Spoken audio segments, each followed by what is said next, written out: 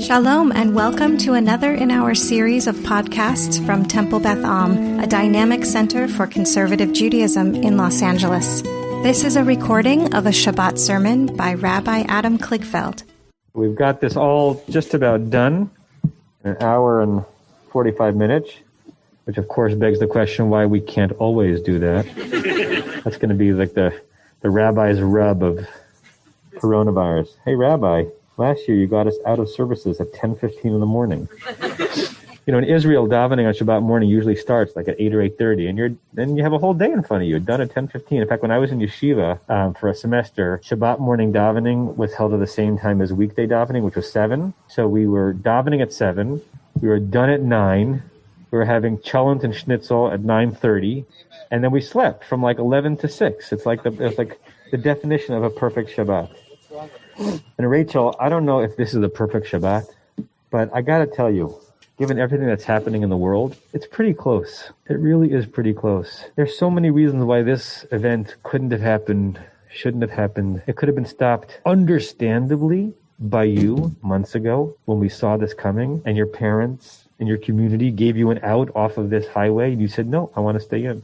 And not only do you want to stay in, I kept hearing from Rabbi Chorny and from Robert how you wanted to push yourself to take out another aliyah and not just kind of know the Haftorah. As you and I discussed, you have a Haftorah that has really hard words to pronounce. Just the way that Isaiah wrote in this chapter, it's hard for any Hebrew speaker to nail it, and you really did with every syllable pronounced precisely. You rose to this occasion such that the adults around you would occasionally look at one another and say, I think she's handling this better than we are.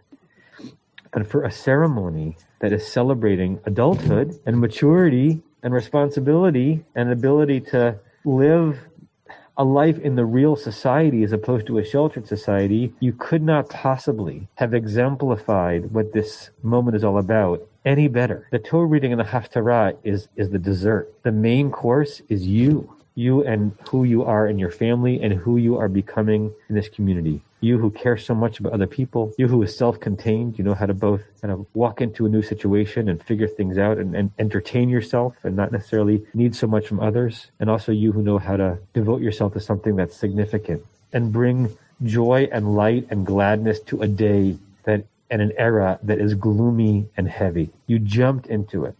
And I want to say something about jumping into things and what can be found when we jump into them. One of the verses that we read this morning, it happened to be a verse that I read just because it was in the one of the aliyot that I was reading.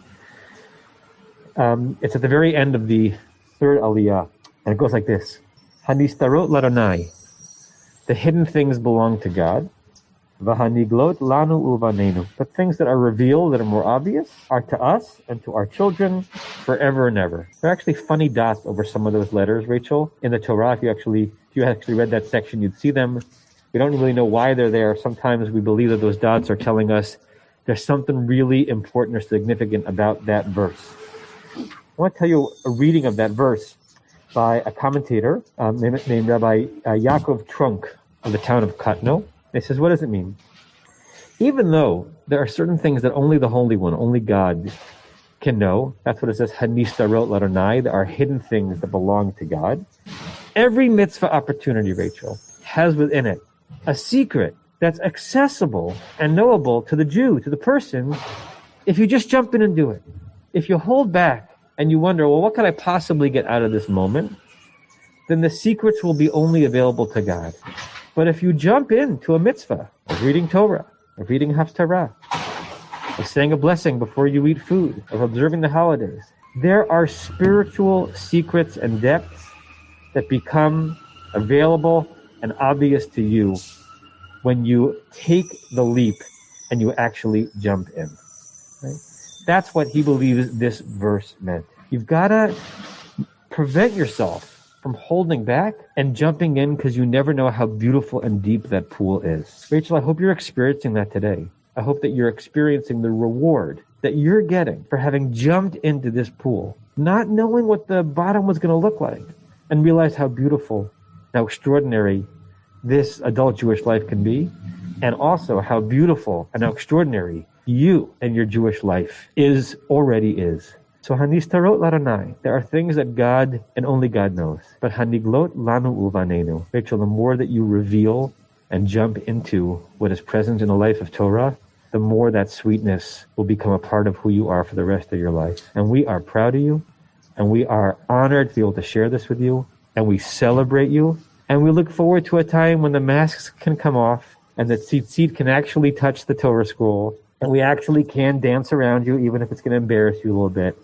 and wish you a mazel tov from much closer up. But from as close as I'm comfortable getting right now, mazel tov to you and your family. You should be really, really proud of yourself. The president of Temple Beth Am, Stuart Tockner, extends his regrets that he cannot be here today because of health concerns, his own health concerns. There's a bag that I'm going to leave there for you to pick up that has lots of wonderful Temple Beth Am goodies in there, including in its own Temple Beth Am Pressman Academy tote bag. Gifts from the Men's Society and from the Sisterhood and from our community and from Jewish Federation are little tokens of appreciation for you and for having extended yourself so much today. And again, we wish you a mazel tov. You have been listening to another in our series of podcasts from Temple Beth Am, a dynamic center for conservative Judaism in Los Angeles. If you enjoy these podcasts, we invite you to write a review on the Apple Podcast site or wherever you get your podcasts. For more information about Temple Beth Am Los Angeles, go to tbala.org.